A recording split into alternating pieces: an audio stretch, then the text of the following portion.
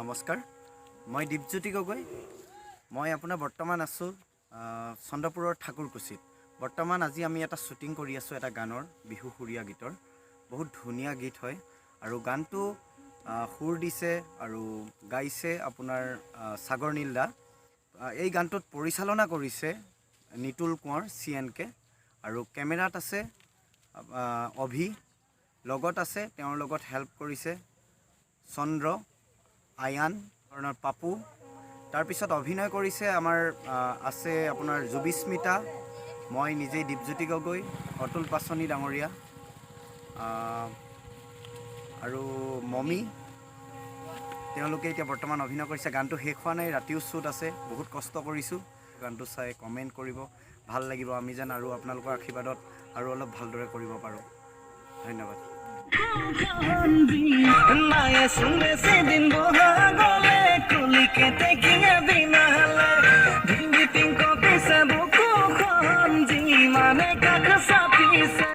Hello', নমস্কাৰ, মই জুবিস্মিতা শইকীয়া। আজি আমি চন্দ্ৰপুৰত আছোঁ। এটা গানৰ, নতুন গান এটাৰ, বিহুৰীয়া গীতৰ শ্বুটিং চলি আছে। গানটো গাইছে সাগৰ নীল দাই, গান হয় আৰু তাতে মই অভিনয় কৰিছোঁ। মোৰ লগত আছে দীপ গগৈ, তাৰপিছত অতুল দা আৰু মমি। আমি চাৰিজন আছোঁ আৰু কোৰিঅ'গ্ৰাফ কৰিছে নিতুল কোঁৱৰ দাই আৰু কেমেৰাত আছে অভিদা। চ' আশা কৰোঁ আপোনালোক সকলোৱে গানটো চাই ভাল পাব। আমাক ক'ব কেনেকুৱা পাইছে। আৰু এতিয়াও শ্বুটিং চলি আছে আৰু চলিব, অলপ দেৰি আছে আৰু শেষ হ'বলৈ। আশা কৰোঁ যে আপোনালোকে আঁকোৱালিয়াই লয় গানটো। ধন্যবাদ।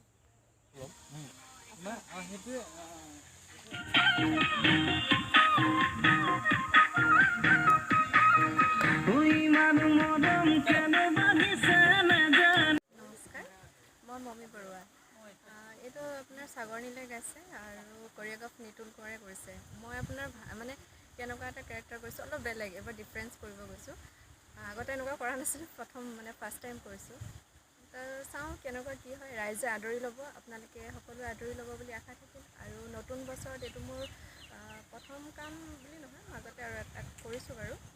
আৰু আশীৰ্বাদ কৰিব আপোনালোকে। নতুন বছৰৰ সকলোকে শুভেচ্ছা থাকিল। ধন্যবাদ।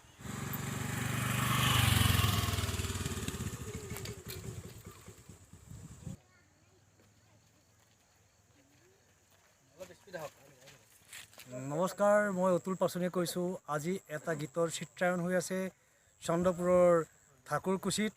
গীতৰ কথা, সুৰ, কণ্ঠদান সাগৰ নীল আৰু পৰিচালনা কৰিছে, এই গীতটো সুন্দৰভাৱে পৰিচালনা কৰিছে আমাৰ সকলোৰে জনপ্ৰিয় কোৰিঅ'গ্ৰাফাৰ নিতুল কোঁৱৰ। আৰু এই গীতটোত আজি অভিনয় কৰি পেলাই মই সঁচাকৈ ভাল লাগিছে। খুব সুন্দৰ দৃশ্যগ্ৰহণ হৈছে। আমাৰ কেইবাগৰাকী শিল্পী আছে আৰু নিতুল কোঁৱৰৰ পৰিপক্ক পৰিচালনাত এই গীতটোৱে অসমৰ ৰাইজৰ হৃদয়ৰ মণিকোঠাত ঠাই ল'ব বুলি আমাৰ দৃঢ় বিশ্বাস। আৰু সকলো দৰ্শক, অসমৰ সকলো সংগীতপ্ৰেমী দৰ্শকে এই গীতটোক নিশ্চয় আঁকোৱালি ল'ব। ঠাকুৰকুছিৰ এই মনোৰম দৃশ্যথলীত দৃশ্যগ্ৰহণ হৈ আছে ফুকনচুক। গীতটোৰ শিৰোনামা হৈছে ফুকনচুক। এটা সুন্দৰ নাম ৰাখিছে, সুন্দৰ নামাকৰণ কৰিছে ফুকনচুক। আৰু এই ফুকনচুক গীতটোত মই অতুল পাচনি অভিনয় কৰিছোঁ এতিয়া বিশেষ চৰিত্ৰত। আৰু এই গীতটোৰ সম্পূৰ্ণ দৃশ্যগ্ৰহণ কৰিছে, দৃশ্যগ্ৰহণৰ পৰিচালনা কৰিছে নিতুল কোঁৱৰ।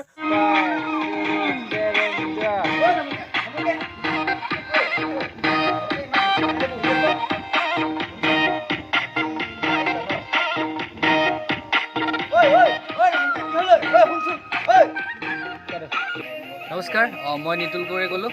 মই আজি চন্দ্ৰপুৰত মোৰ খুবেই মৰমৰ বন্ধু জিতুল দত্তৰ এটি ধুনীয়া গীত ভিডিঅ' শ্বুট কৰি আছোঁ।